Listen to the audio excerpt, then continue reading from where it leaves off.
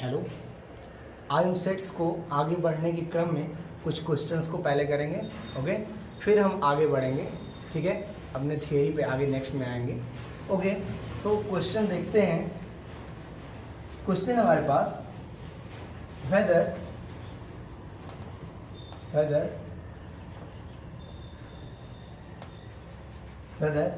A is subset of B or A is not subset of B or A equals to B। और दिया क्या है A और B की value set में। A is equal to given है x such that x belongs to Z comma x square is equal to 1, और दिया है सेकेंड नंबर पे B दिया है B is equal to, या ऐसे ही डालते हैं A कॉमा B कर दें, ठीक है, ये दिया है और B दिया है x such that x belongs to n comma x square is equal to 1। Okay, ये क्वेश्चन है। तो हमसे कह रहा है भैया कि बताइए A सबसेट है B का या A नॉट सबसेट है B का या इक्वल है B का। A इक्वल है B, ठीक है। तो करते हैं इसको, कुछ नहीं, हमको इसको क्या करना है, ये किस फॉर्म में लिखा हुआ है, ये सेट बिल्डर फॉर्म में लिखा हुआ है ना, इसको हम रोस्टर फॉर्म में लिख दें, ठीक है। रोस्टर फॉर्म में लिख दें तो हमको सब एलिमेंट दिखने लगेंगे और तुरंत हमको शो हो जाएगा क्या ये है इसमें से, ठीक है। तो लिखते हैं इसको, कह रहा है A is equal to x such that x belongs to Z x square is equal to 1। तो आप बताइए x square is equal to 1 के लिए, ठीक है, अगर एक्स जेड को बिलोंग कर रहा है, this implies x square minus 1 is equal to 0, this implies x minus 1 x plus 1 is equal to 0, this implies x is equal to 1 comma minus 1। दो वैल्यू आए, ठीक है, 1 comma minus 1। अच्छा, क्या ये दोनों सेट में होंगे A में? हाँ होंगे, क्योंकि x z है, x इंटीजर है, ठीक है, x इंटीजर है, इसलिए ये दोनों हमारे सेट में बिलोंग करेंगे। अच्छा, इसी बात को, यही बात तो यहाँ भी सॉल्व होगी और b इज इक्वल टू आएगा 1 comma minus 1, ठीक है, अभी आएगा, मैं कह रहा हूं b इज इक्वल टू ये, ठीक है। लेकिन क्या दोनों सेट में हमारे होंगे, क्या दोनों एलिमेंट होंगे? नहीं भैया, क्योंकि 1 माइनस 1 जो है, माइनस 1 नेचुरल नंबर नहीं हो, कह रहा है x नेचुरल नंबर, ऐसे ही x आने चाहिए। तो ये वाला x यहाँ से गायब हो जाएगा इस वाले में, तो और जब इसको लेंगे तब तो दोनों सही रहेगा, ठीक है। जब इसको लेंगे तो माइनस 1 गायब हो जाए तो 1 केवल आएगा, इस सेट में 1 केवल आएगा, ठीक है। तो आपको क्या दिखने में है, क्या a सबसेट है b का? A सबसेट है B का? नहीं, A subset, A is not subset of B। क्यों? क्योंकि A के सारे एलिमेंट B में नहीं है ना, A के सारे एलिमेंट B में नहीं है, so A is not subset of B and A is equal to B, नहीं, A is not equal to B। Okay, so ये था क्वेश्चन। एक अगला क्वेश्चन देखते हैं, एक नेक्स्ट क्वेश्चन देखते हैं। देखिए, आप क्वेश्चन एनसीईआरटी में कम दिए हुए हैं क्वेश्चन, सो आप एक कोई बुक, मैं कहूँगा आर.डी. शर्मा ले लीजिए या फिर आर.एस. अग्रवाल वगैरह ले लीजिए, ठीक है। अरिहंत की बुक आते हैं, आपके इंटरमीडिएट के लिए सफिशियंट है, ठीक है। अभी उसको आप सॉल्व करिए, ठीक है। फिर नेक्स्ट में अगर आप जेई वगैरह की तैयारी कर रहे हैं तो उसके लिए आप बुक हमसे सजेशन मांग सकते हैं, ठीक है। और आगे देखते हैं हम, या ठीक है, एक नेक्स्ट क्वेश्चन देखते हैं। सेकेंड नंबर क्वेश्चन है, A is equal to set of all circles in a plane। A is equal to set of all circles in a plane, ठीक है, in a plane, ठीक। B is equal to है set of all circles of unit radius, ठीक है, in the same plane, okay, in the same plane। ये question है और कह रहा है इसमें बताना है, यही क्वेश्चन है जो ऊपर वाला क्वेश्चन था, बताइए A सबसेट है B का, A नॉट सबसेट है B का, A is equal to B, ठीक है, क्या है। तो कह रहा है A circle in a plane, तो सर्किल कोई भी हो सकता है वो, ठीक है, वो जनरल सर्किल हो सकता है, ठीक है। ये सर्किल है, मान लीजिए कोई एक प्लेन में, हम मान लिए ओरिजिन 0 0 है, ठीक है। तो अब ये कह रहा है set of all circles of unit radius, अगर हम 0 0 मान के चले अभी, ठीक है, तो कह रहा है set of all circles of unit radius in same plane, उसी प्लेन में है, ठीक है, उसी प्लेन में। तो यूनिट रेडियस के सर्कल जो होंगे वो इसके अंदर आएंगे, ठीक है। अगर ये सर्किल हम एक बड़ा सर्किल मान लें और यूनिट सर्किल जो है इसके अंदर आएंगे कि नहीं आएंगे, यूनिट रेडियस का सर्किल जो कि ये मान लीजिए, तो इसके अंदर आएगा। तो क्या ए बी में कंटेन होगा? नहीं भैया, बी ए में कंटेन होगा, है ना, बी ए में कंटेन होगा तब जब ओरिजिन दोनों के सेम होंगे और ये यूनिट रेडियस का होगा, ये जनरल सर्किल कोई हो जाएगा हमारा, ठीक है। तो ये भी हो गया। अगला क्वेश्चन चलते हैं।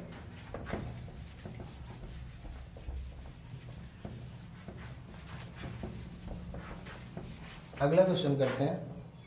अगला क्वेश्चन हमारे पास है, कह रहा है, क्वेश्चन है is c equals to x such that x is prime, comma x is greater than 90 less than 96 empty, ठीक। ये क्वेश्चन हमसे कर रहा है, कह रहा है भैया, क्वेश्चन है c equal to x such that x is prime, ठीक है, एंड क्या है x ग्रेटर देन 90 है, ठीक है, और लेस देन 96 से क्या है, ये जो सेट है हमारा C, ये कोई प्राइम मतलब ये एम्प्टी सेट है, ठीक है। तो ये x प्राइम नंबर्स हैं, तो आप x जो नंबर 90 से बड़े हों और 96 से छोटे सबको हम लिख लेते हैं, एक काम करते हैं, ठीक है। तो आएंगे क्या क्या, 91, 92, 93, 94 और 95, ठीक है। अच्छा, फिर कह रहा था इसमें कह रहा प्राइम नंबर्स को लिखना है, ठीक है, कह रहा प्राइम नंबर, हमने सबको लिख लिया अभी, ठीक है, 90 से बड़ा और 96 से छोटा, ठीक है, और हमने नेचुरल नंबर्स को लिखा है सबको, ठीक है। अच्छा, अब क्या कह रहा है, इसमें क्या x ऐसा है कि x प्राइम है, तो क्या इसमें कोई प्राइम है? अगर प्राइम है तो एम्प्टी नहीं होगा, अगर इसमें कोई प्राइम नहीं है तो ये सेट एम्प्टी हो जाएगा, यानी c इज इक्वल टू जो आएगा वो क्या आ जाएगा, देखिए 95, ये 5 से हो जाएगा, ये 2 से डिवाइड हो जाएगा तो प्राइम नहीं है, ठीक है, ये 3 से डिवाइड हो जाएगा, ये 2 से, और ये 13 से, है ना, 7 से, 91 से, 1 से, सबसे हो जा रहा है, ठीक है। तो इसमें कोई भी एलिमेंट नहीं आ पाएगा, ठीक है, तो C क्या आ जाएगा, 5 आ जाएगा, C is empty, C is empty, okay.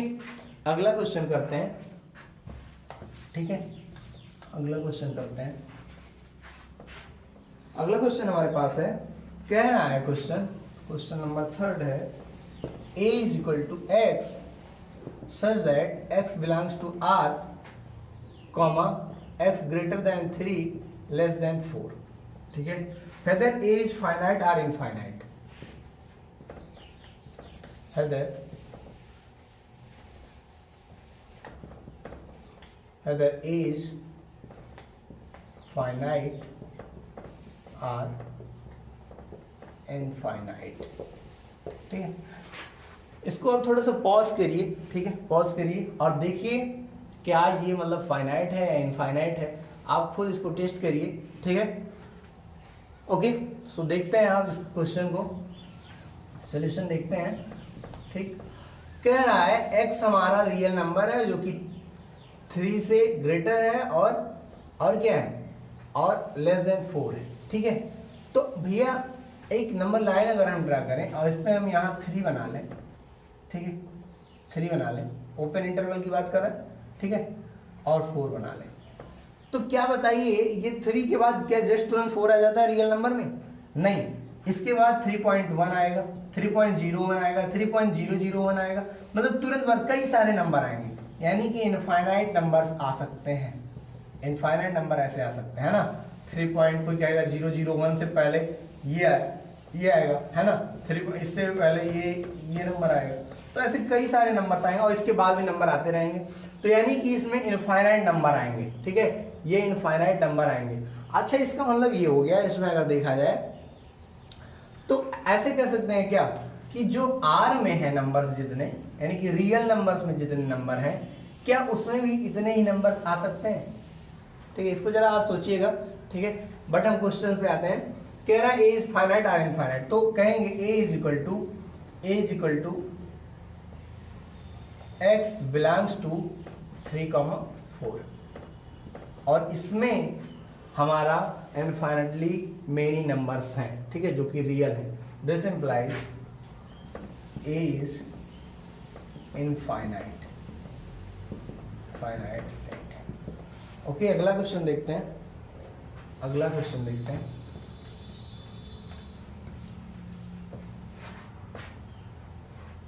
Question number 4 है हमारे पास।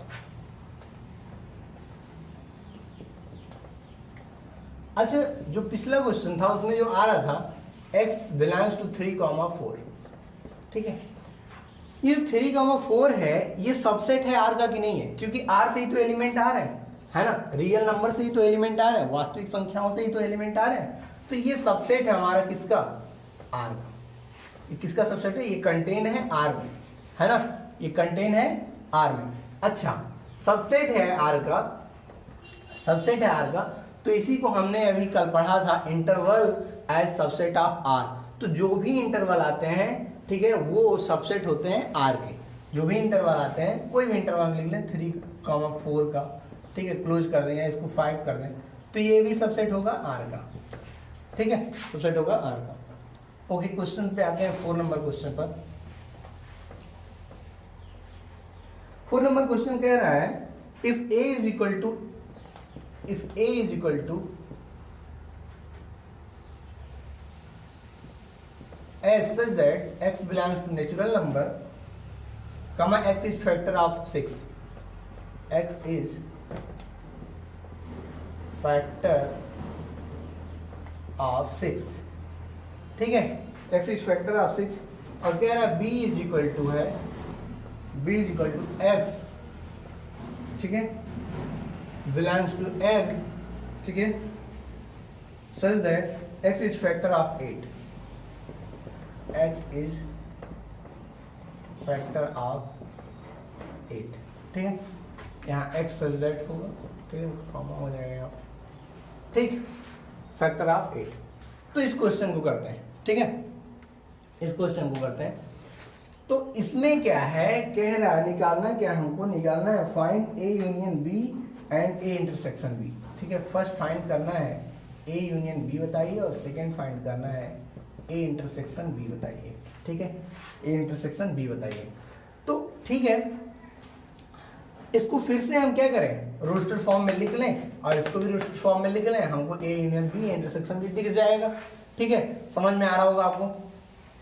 सो करते हैं इसको, a इज इक्वल टू 6 का फैक्टर लिखते हैं, ठीक है। 6 के फैक्टर क्या क्या हो सकते हैं, 1 से डिवाइड होगा 1 हो जाएगा, 2 से डिवाइड होगा 2 हो जाएगा, 3 से डिवाइड होगा 3 हो जाएगा, 4 से डिवाइड नहीं होगा 4 नहीं होगा, 5 नहीं होगा 6 हो जाएगा। तो a इज इक्वल टू आ गया 1 2 3 6, ठीक है। अच्छा, b इज इक्वल टू लिखते हैं, 8 के फैक्टर्स लिख देते हैं, 8 के फैक्टर लिखते हैं। 8 का फैक्टर क्या आएगा, 1 आएगा, 2 आएगा, 3 नहीं आएगा, 4 आएगा, 5 नहीं आएगा, 6 नहीं आएगा, 7 नहीं आएगा, 8 आएगा, ठीक है। तो ये आ गया 1 2 4 8, ठीक है, ये आ गया। तो ए इंटरसेक्शन बी क्या होगा भैया, this implies A intersection B is equal to 1 2 3 6, ठीक है, इंटरसेक्शन 1 2 4 8, ठीक है, ये हो जाएगा। और इंटरसेक्शन मतलब जो दोनों में कॉमन रहेगा वही एलिमेंट तो लिखा जाएगा, ठीक है।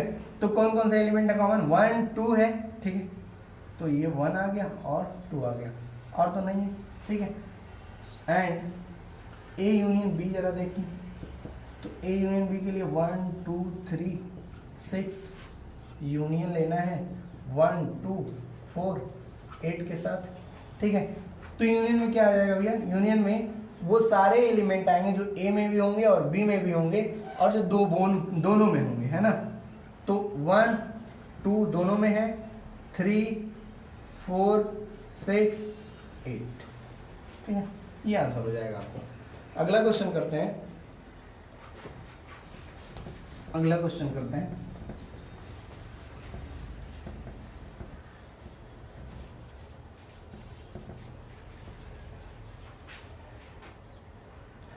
अगला क्वेश्चन हमारे पास है, ये देखिए शायद आईआईटी में आया हुआ क्वेश्चन है कभी पर, ठीक है, और इसको करते हैं, डबल वेरिएबल में है, ठीक है, फिर भी इसको हम ट्राई करते हैं।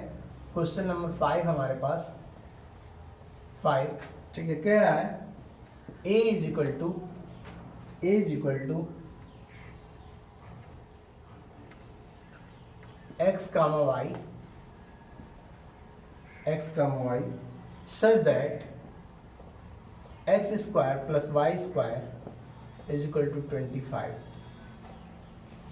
ठीक है, and b is equal to x comma y such that x square plus 9y square is equal to 144, ठीक है।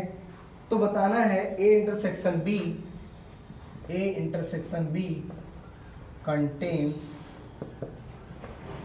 number of points, ठीक है, equal to, ठीक है, ये हमको बताना है। Just 1 minute.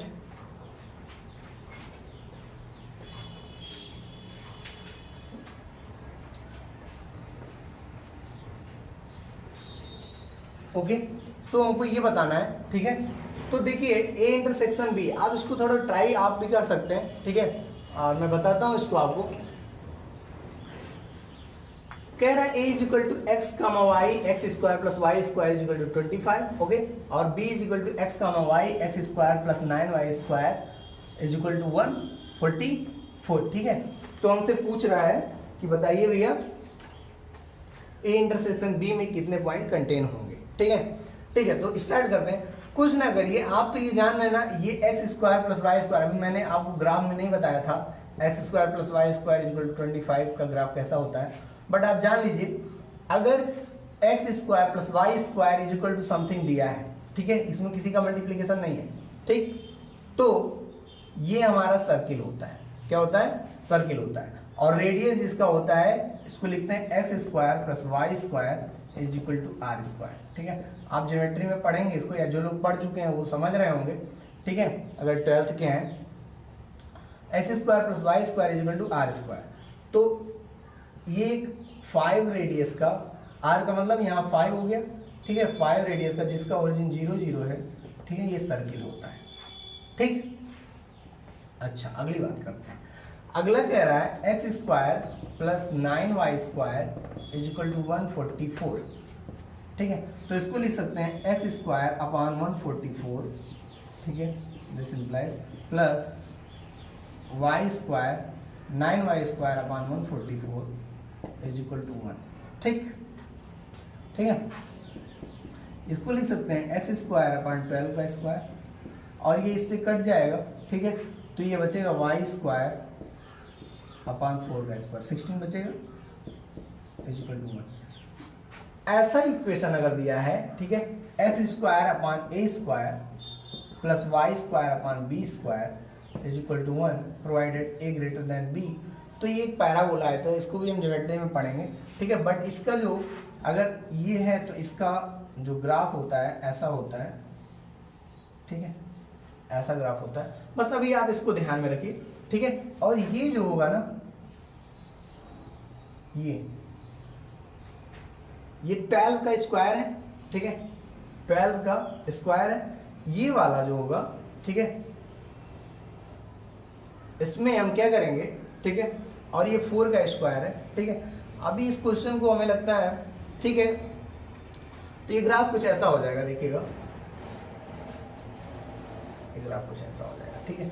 तो कितने पॉइंट इंटरसेक्शन में आ रहे हैं, ठीक है, यही तो बताना था, कितने पॉइंट इंटरसेक्शन में आ रहे हैं, तो ये और ये, ठीक है, 4 पॉइंट आ रहे हैं। अभी इसके बारे में डिटेल हम करेंगे आपको ज्योमेट्री में, ठीक है, अभी इसमें डिटेल नहीं करने लायक, आप समझ नहीं पाएंगे, ठीक है। सो इसको अभी आप कॉपी कर लीजिए, ठीक है, जो समझ में आया हो उसको दिमाग में उतना ही रखिए, ठीक, आगे इसको देखेंगे। नेक्स्ट देखते हैं,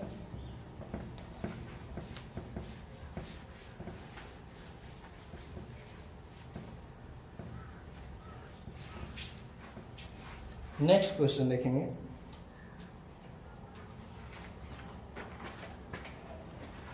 क्वेश्चन है right the set in the builder form. ठीक है, क्वेश्चन है right the set in the builder form, set builder form में लिखना है। ठीक है, तो क्या दिया है, दिया है ए इज इक्वल टू कोई सेट है 1, 2/3, 3/5, ठीक है, 4/7, ठीक है, इस तरह दिया है। ठीक, तो इसको सेट बिल्डर फॉर्म में लिखना है आपको। ओके, सो अगर आप इसका एक जनरल फॉर्म देखें, ठीक है, तो हम इसको कैसे लिखेंगे, ए इज इक्वल टू, ठीक है, A is equal to x such that x is equal to कुछ हम नोटेशन में लिख दें। ठीक है, और जो नोटेशन होगा उसमें जो भी वेरिएबल आएगा उसको हम बता देंगे वो क्या है, नेचुरल नंबर है, इंटीजर है, क्या है। ठीक है, उसको देखते हैं। अगर यहाँ पे 1 है तो इसको 1/1 लिखा जा सकता है, फिर है 2/3, फिर है 3/5। ठीक है, इस तरह से। अच्छा, अगर ऊपर का पैटर्न देखें तो ये 1 है, ये 2 है, ये 3 है, नेचुरल नंबर का फॉर्म जा रहा है, तो इसको यहाँ लिख दें। ठीक है, अभी यहाँ लिख दें। और नीचे अगर देखें तो ये 1 है, फिर 3 है, फिर 5 है, 2 का गैप जा रहा है। अगर इसको हम 2n-1 लिख के, ठीक है, चेक करें और n की वैल्यू 1 रखें यहाँ, क्योंकि 1 रहेगा, तो 1 पे 1 आ रहा है, 2 पर 3 आ रहा है, 3 पर 5 आ रहा है, यानी कि ये ठीक है। ठीक है, तो ये 2n-1, ठीक है, provided n belongs to natural number. ठीक है, n belongs to natural number, तो ये हमारा हो जाएगा सेट बिल्डर फॉर्म।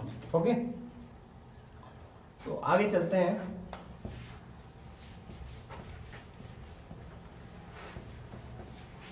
आगे चलेंगे, एक क्वेश्चन और है हमारे पास। कह रहा है, एग्जांपल है एक, कह रहा है P of A is equal to P of B। ठीक है, P of A is equal to so that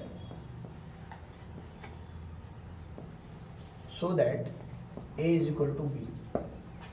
ठीक है, तो ये P of A is equal to P of B, तो शो करना है आपको A is equal to B है। ठीक है, कैसे करेंगे, इसका मतलब क्या है, ये पावर सेट ऑफ A है, ये पावर सेट ऑफ B है। ठीक है, इसके पहले कुछ बेसिक चीजें देखते हैं हम। ठीक है, कुछ बेसिक देखते हैं। जैसे अगर कोई एक सेट ले लें, A इज इक्वल टू 1,2 ले लेते हैं। ठीक है, 1,2, इसका पावर सेट लिखते हैं। पावर सेट क्या होगा इसका, पावर सेट होगा इसके सभी सबसेट्स, और इसके सभी सबसेट क्या क्या बनेंगे, सबसेट्स बनेंगे। एक तो 1 का सबसेट बन जाएगा, ठीक है, एक 2 बन जाएगा, एक 1,2 बन जाएगा,